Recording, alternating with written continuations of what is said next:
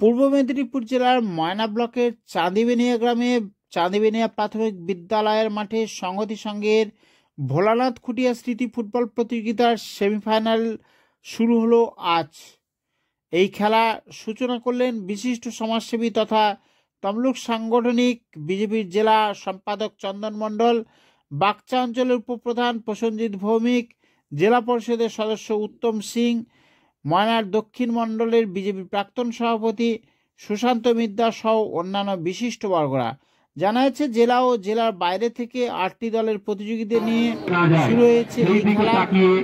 প্রথম পুরস্কার হিসেবে রয়েছে 60,001 টাকা সহ সুদৃশ্য ট্রফি, দ্বিতীয় পুরস্কার 40,001 টাকা সহ একটি সুদৃশ্য ট্রফি। এই খেলা দেখার জন্য অসংখ্য দর্শনার্থীদের উপচে পড়া ভিড় লক্ষ্য করা যায়। এই সম্পর্কে সংগতি সংঘের সম্পাদক কি বললেন শুনুন।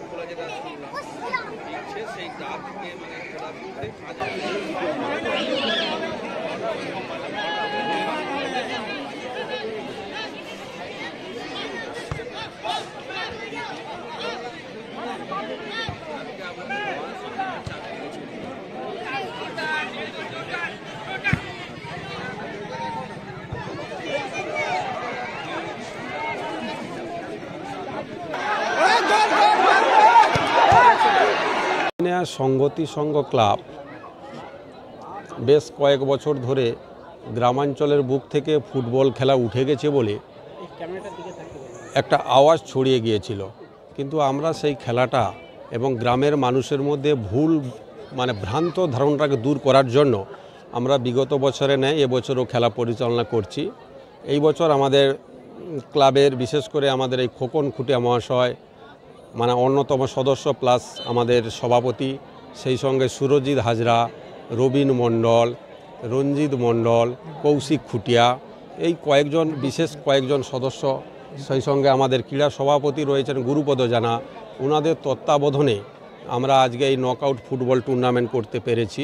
তবে আজকের খেলা আমাদের সেমিফাইনালের শেষ খেলা, এরপরে আমরা চূড়ান্ত পর্যায়ে আমাদের ফাইনাল খেলা অনুষ্ঠিত হবে।